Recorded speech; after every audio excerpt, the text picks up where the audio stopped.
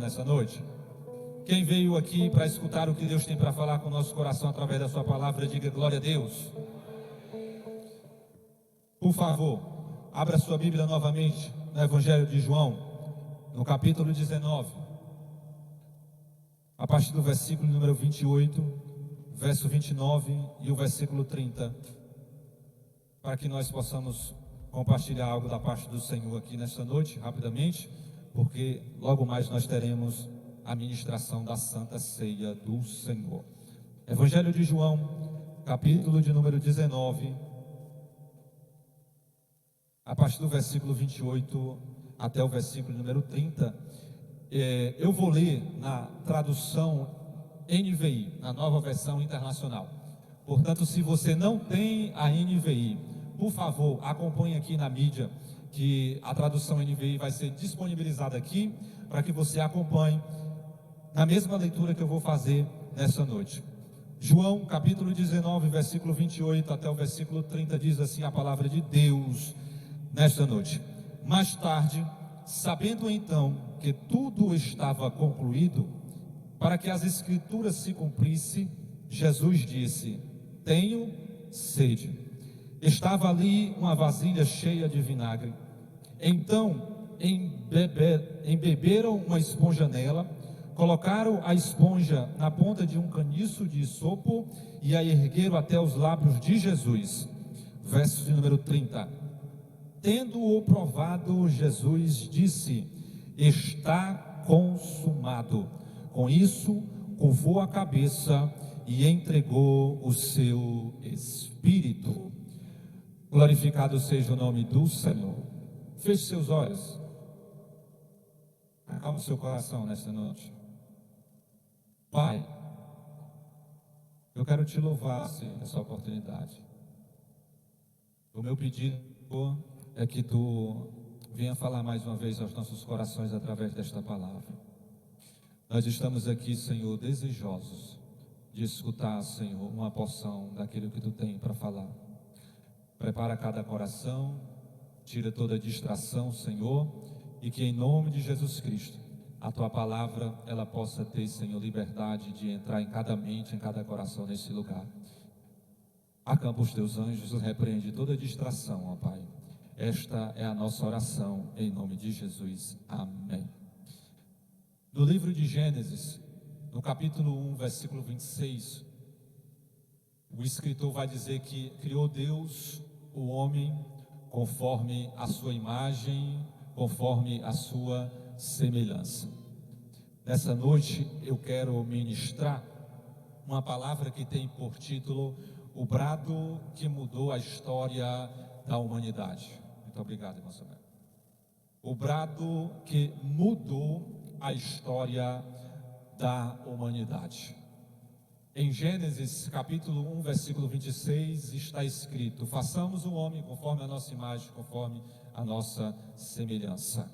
Em Gênesis capítulo 1, Deus cria o homem conforme a sua imagem, conforme a sua semelhança. E existe uma pergunta que atormenta o coração de muitos filósofos, de muitas pessoas que são estudiosos da mente, da personalidade do ser humano, que é o porquê que eu existo, o porquê que eu fui criado, qual é o sentido da minha existência, qual é o sentido da minha vida. Muitas pessoas vagam de um lado para o outro, de uma filosofia para outra, buscando o sentido da sua existência, buscando de todas as formas preencher e buscar um sentido para a sua vida, querendo responder essa pergunta que muitas das vezes ecoa em toda a humanidade: o porquê que eu existo? E quando eu abro a Bíblia Sagrada no livro de Isaías, no capítulo 43, versículo 7, o profeta Isaías, ele vai dar o motivo da existência do ser humano. Em Isaías capítulo 43, versículo 7, o profeta vai dizer que nós fomos criados, nós viemos à existência. Deus nos criou e nos formou para um só propósito: para nos se relacionar com Deus e para que o nome do Senhor fosse glorificado.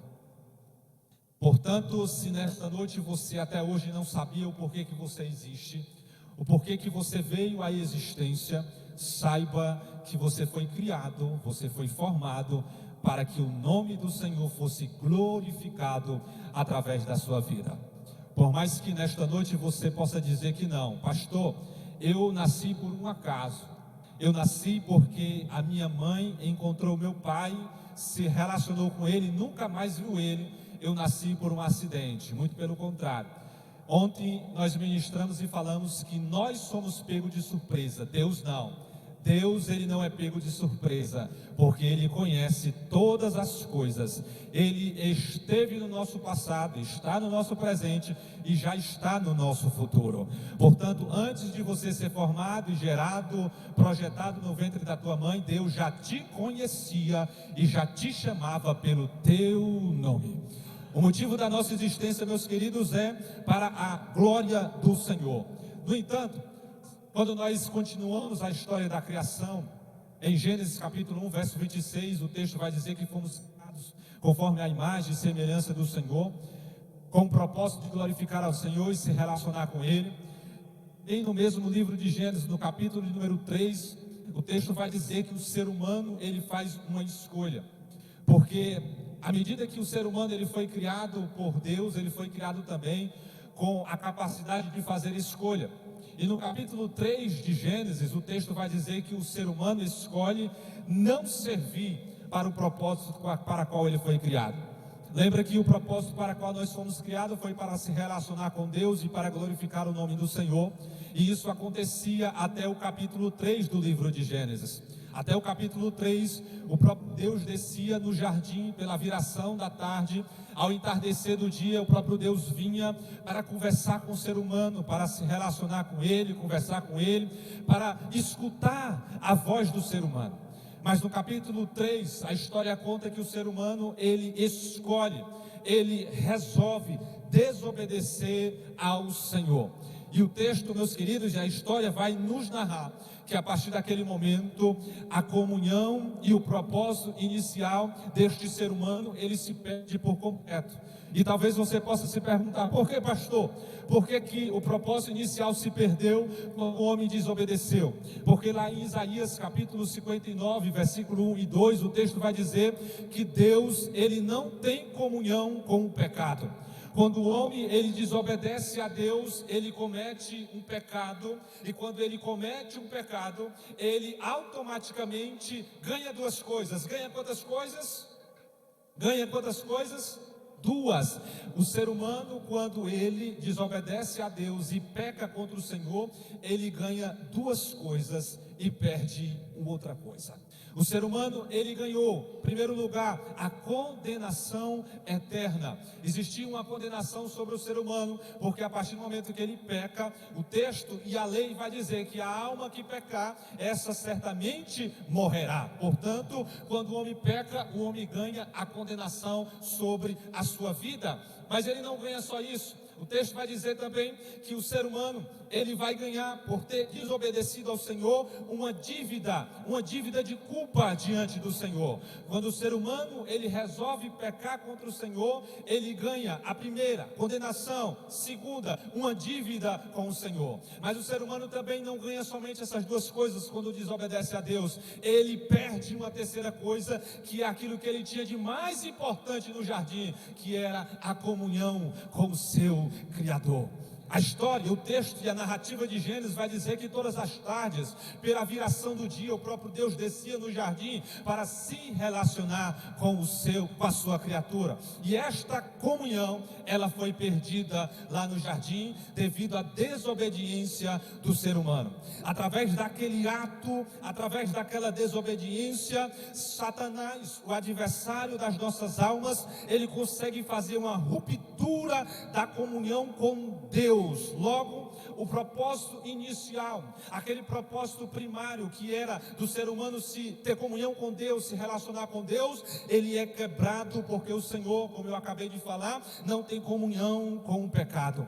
Talvez ao você olhar toda essa narrativa, possa ficar imaginando como pode esta criação perfeita, esta criação extraordinária chamada ser humano, que Deus cria, coloca no jardim para se relacionar, como que tudo isso acontece? Será se Deus não sabia? Será se Deus não estava no comando de todas essas coisas? Talvez você possa se perguntar tudo isso, mas eu quero te dizer uma coisa, meus amados: Deus, Ele não fica apenas olhando a história acontecer. Como eu acabei de falar, Ele não foi pego de surpresa pela atitude do ser humano. Por quê, pastor? Porque Ele é o Senhor da história.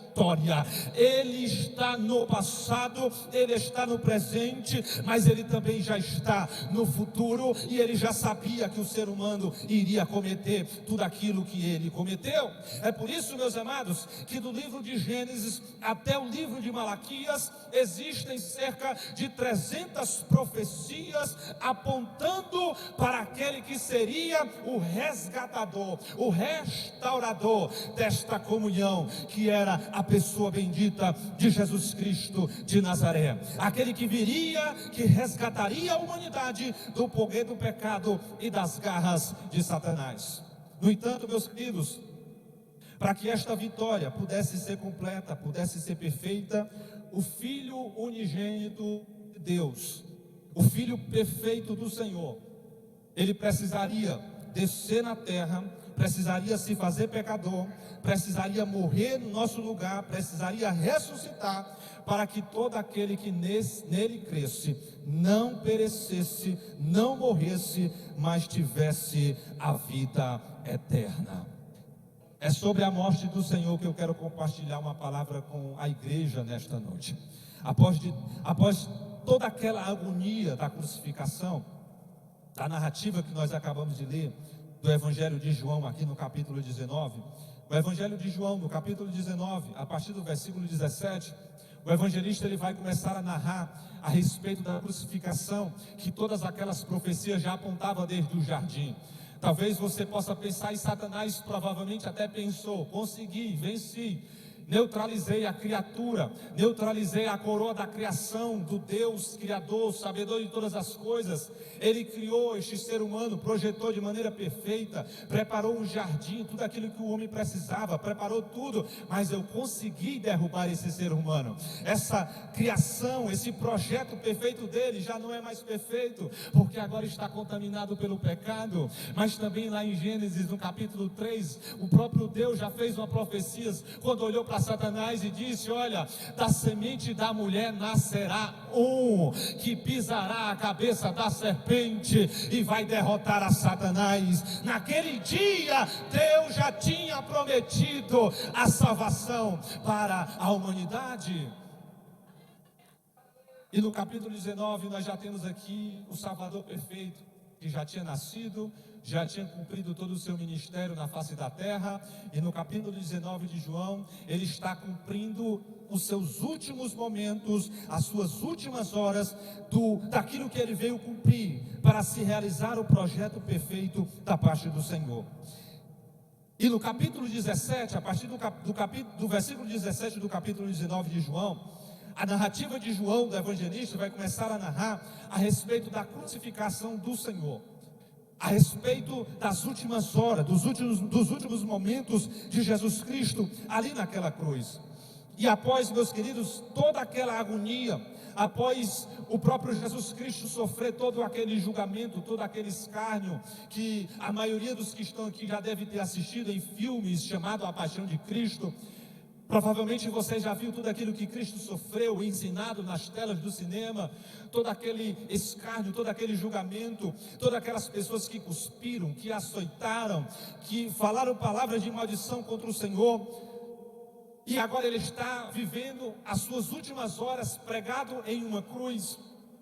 E o que me chama a atenção, meus queridos, é que quando ele está ali pregado naquela cruz, mesmo pregado naquela cruz, o Salvador, aquele que veio tirar o pecado do mundo, o homem perfeito, mesmo pregado ali na cruz, ele vai falar 7 frases finais do seu ministério. Cada uma daquelas frases, meus amados, representa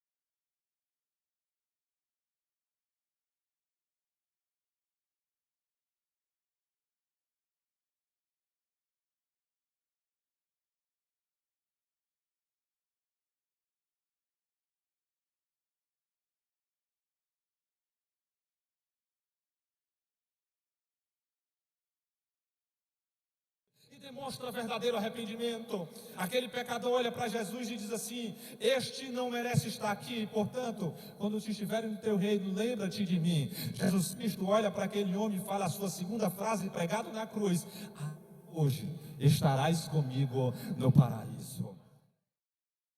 A terceira frase que Jesus Cristo fala está em João, capítulo 19, versículo 26 e 27, quando ele olha para João, quando ele olha para Maria e fala: mulher, eis aí o teu...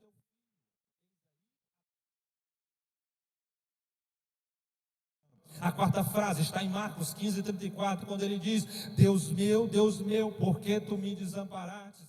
A quinta frase que ele fala está na leitura que nós fizemos nessa noite: eu tenho sede. A sexta frase que ele fala foi a leitura que nós fizemos também, quando ele diz: está consumado. E a sétima frase que ele fala é aquilo que está lá em Lucas 23, 46, quando ele diz: Pai, em tuas mãos entrego o meu espírito. Mas é sobre, meus amados, a sexta frase que eu quero pregar nesta noite, porque a sexta frase, essa sexta frase que Cristo falou, está consumado. Pastor, você lembra que no início da ministração eu falei que a humanidade perdeu 2 coisas e ganhou uma outra coisa? No início da ministração eu falei que a humanidade, ela ganhou a condenação, a humanidade, ela ganhou, meus queridos, uma dívida e ela perdeu a comunhão. Mas através dessa sexta frase, quando Jesus Cristo diz está consumado, ele trouxe de volta tudo aquilo que nós perdemos lá no jardim. E o que foi, pastor? A primeira coisa que Jesus Cristo fez por nós está lá em Colossenses capítulo 2, versículo 14.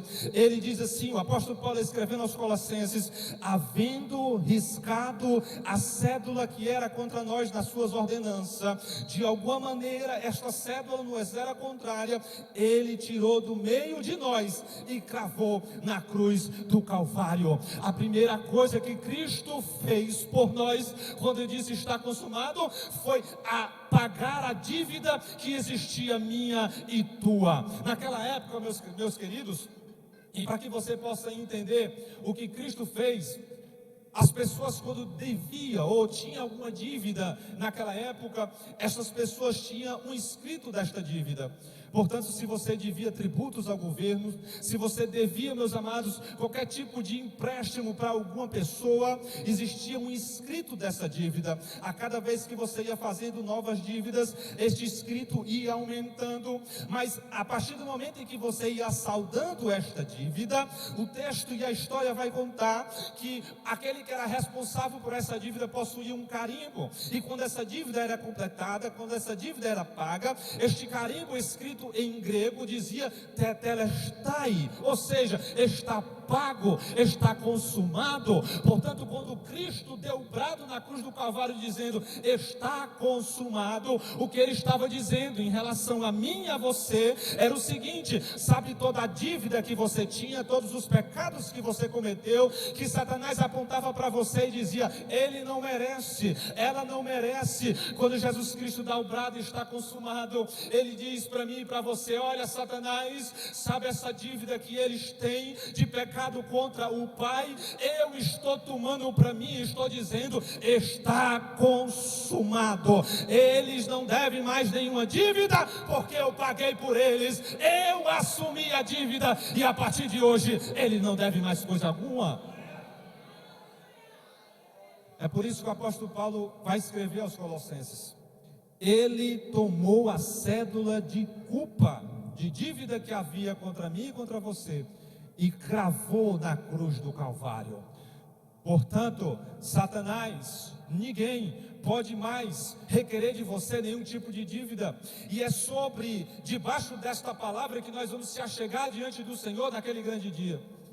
Naquele grande dia, quando nós estivermos diante do tribunal do Senhor, para sermos julgados, o nosso adversário vai se levantar com uma lista enorme de pecados, com uma lista enorme de faltas e de erros que nós cometemos, para querer nos acusar, para querer nos apontar.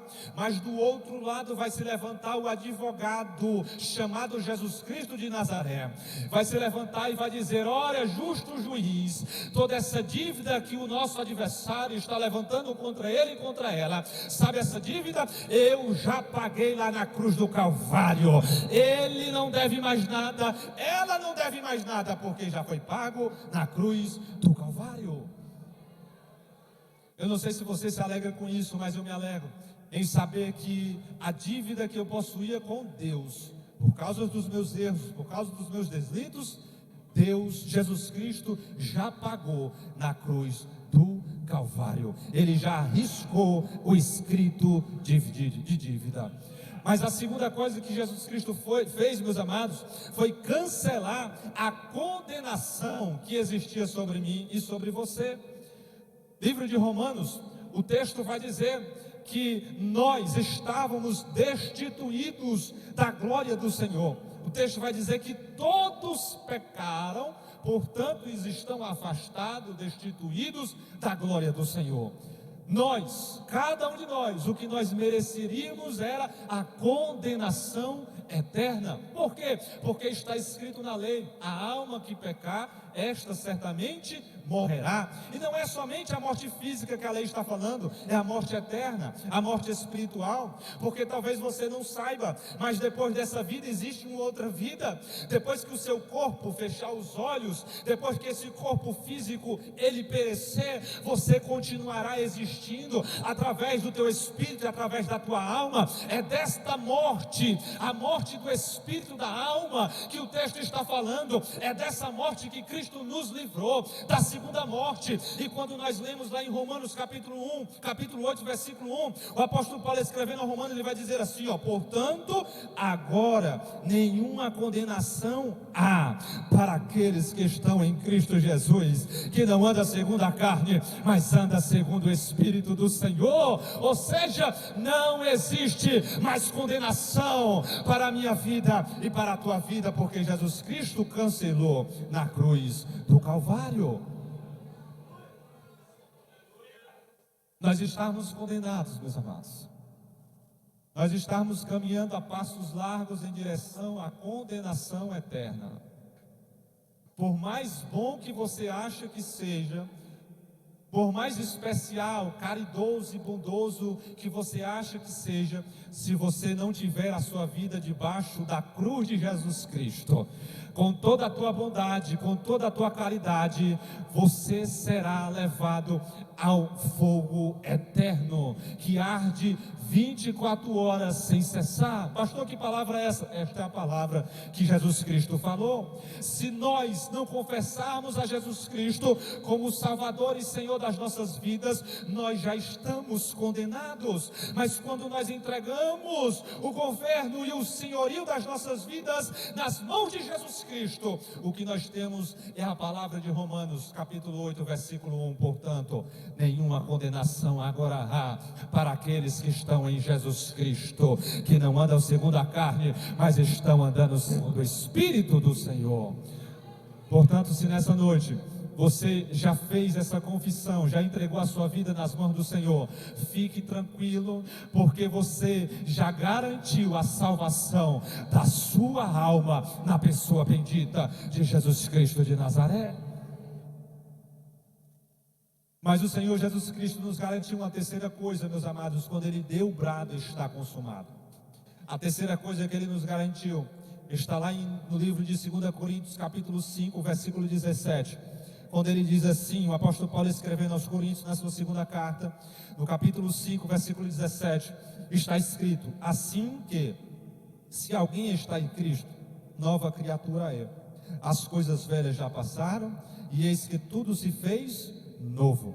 E tudo isso provém de Deus, que nos reconciliou consigo mesmo, por intermédio de Jesus Cristo. Ou seja, sabe a comunhão que foi quebrada no jardim? Através de Jesus Cristo. Esta comunhão, ela foi refeita, ela foi restaurada. Sabe como é que isso foi representado e foi simbolizado? Lá dentro do templo, no tabernáculo, que era onde acontecia a adoração, a ministração dos cultos. Lá no templo ele possuía 3 divisões.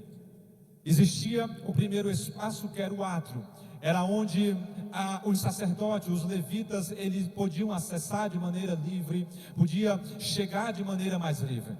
Mas existia um segundo espaço do tabernáculo, que era o lugar santo. O lugar santo, somente algumas pessoas tinham a oportunidade de entrar nesse lugar santo.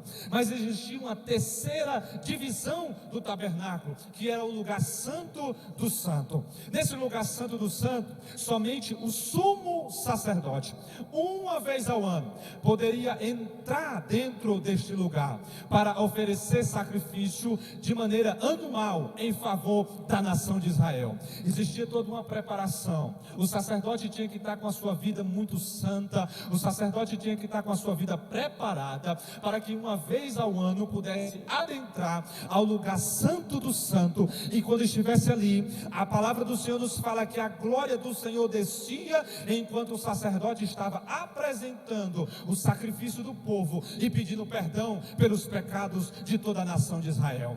Existia, meus amados, uma cortina, um véu que separava o lugar santo do lugar santo. Essa cortina, ela tinha uma espessura, meus amados, de aproximadamente 6 polegadas. Ela era feita de pele de texuco. Era necessário 2 juntas de bois para carregar este véu. Mas o texto vai dizer que quando Jesus Cristo dá o brado, está consumado, este véu que representava a separação do ser humano com Deus, que representava a interrupção da comunhão do ser humano para com Deus, o texto vai dizer que quando Cristo diz está consumado, este véu ele se rasga do alto a baixo. Pastor, muito bonito, mas o que isso significa? Significava, meus amados, que a partir daquele momento o acesso novamente tinha sido refeito, a comunhão foi restaurada. Era Jesus Cristo e o Pai dos altos céus dizendo: sabe a comunhão que foi interrompida no jardim? Através da morte do meu filho, ela foi novamente refeita, e agora cada um de vocês pode se achegar com confiança diante do Senhor, através e por intermédio de Jesus Cristo, porque a comunhão foi restaurada.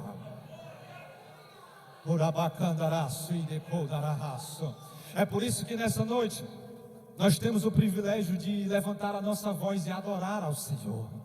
É por isso que nessa noite nós temos o privilégio de abrir a nossa boca e dizer assim: Papai do céu, muito obrigado. Obrigado pelo que tu faz na minha vida. Obrigado pelo que tu já fez. Papai do céu, perdoa os meus pecados. É por isso que você tem liberdade nessa noite de adorar, de exaltar, porque a comunhão ela foi refeita e você tem liberdade de entrar na presença do Senhor nesta noite.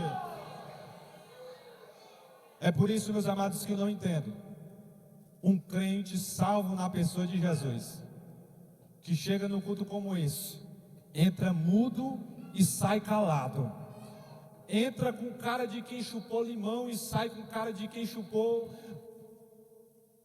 uma manga azeda. Não dá para entender, meus amados, porque a alegria de alguém que entendeu que a comunhão que estava quebrada, ela foi restaurada. Esta alegria é a alegria que habitava no coração de Davi, quando ele dizia assim, ó: alegrei-me quando me disseram, vamos à casa do Senhor. Por quê? Porque na casa do Senhor tem alegria, na casa do Senhor tem comunhão, na casa do Senhor tem presença, na casa do Senhor tem batismo com o Espírito Santo, tem cura, tem renovo, na casa do Senhor tem salvação para a tua alma. Por isso, nessa noite, adore a Deus, se alegre na presença dEle, dê o seu melhor glória nesta noite, porque a comunhão, ela foi refeita para a glória do Senhor. Tudo que Satanás quer ver é você longe da comunhão com Deus. Ah, meus amados, até alguns tempos atrás, a estratégia de Satanás era tirar os crentes de dentro da igreja. Eu não sei se os mais antigos aqui, os meus amados e queridos obreiros de cabelo brancos, que aqui cercam a tribuna da igreja do Senhor, com certeza vão se lembrar que há alguns anos atrás, você já identificava de imediato alguém que se desviou da casa do Senhor. Sabe por quê? Porque nem pisava mais na igreja. Fulano de tal está desviado, porque não pisa mais na igreja, sumiu. Cadê fulano de tal? Sumiu, está desviado. Essa era a estratégia de Satanás até alguns anos atrás. Ele simplesmente arrancava a pessoa de dentro da igreja e ninguém via mais. Mas aí ele viu que dava para mudar e melhorar a estratégia. Por quê? Porque dá para manter alguém desviado dentro da igreja.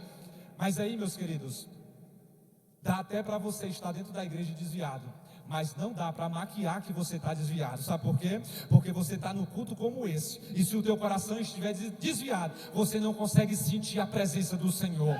Porque você está no culto presente, o teu corpo está presente, mas o teu espírito não consegue ter mais a sensibilidade do Espírito Santo, porque está faltando a comunhão que um dia você teve. Mas se você veio aqui nessa noite, nessa condição, eu quero dizer algo para você aqui: Deus está no nosso meio, e Ele está aqui, acessível, para restaurar a comunhão que um dia você teve. Se um dia você falava em línguas estranhas, você vai voltar a falar em línguas estranhas. Se você antes adorava, você vai voltar a adorar. Se você pregava, você vai voltar a pregar, porque o Espírito do Senhor está presente aqui nessa noite, e Ele vai restaurar a igreja aqui neste lugar.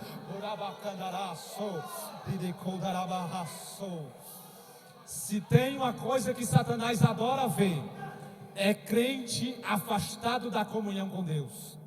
Crente que não ora mais, crente que não adora mais, crente que não lê mais a Bíblia, crente que só frequenta o culto, que acha que por estar vindo na Santa Ceia está tudo bem. Não está. Enquanto você não se reconciliar com o Senhor, recuperar a comunhão que você tinha com Ele, não vai dar tudo bem. Enquanto você não se apropriar daquilo que Deus já te entregou, não vai dar tudo bem. Escuta a voz que o Espírito Santo está falando ao teu coração nessa noite. Hoje é noite de reconciliação e de restauração. Deus quer te ver pertinho dEle. Deus não quer te ver longe. Deus não quer ver você andando por aqueles lugares que você tem andado. Deus recuperou a comunhão para te ver pertinho dEle. Deus te deu vestes novas, Deus te deu língua nova, Deus te deu louvor novo. Volta para a presença do Papai do Céu nessa noite.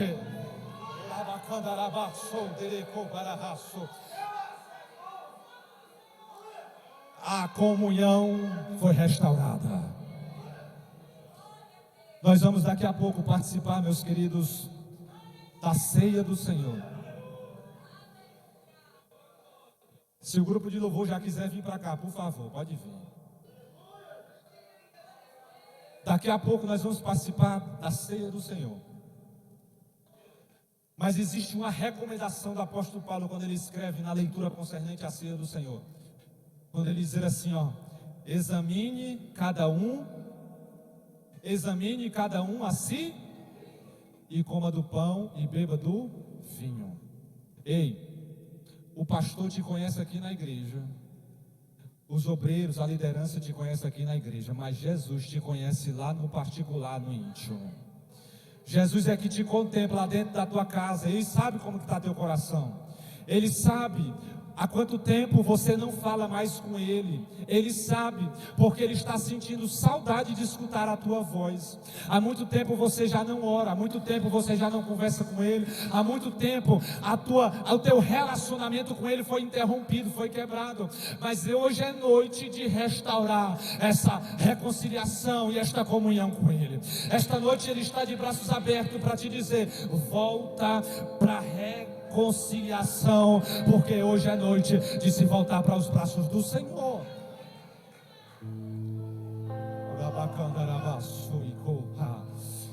Eu quero convidar a igreja para ficar de pé nessa noite. Por favor, fique de pé.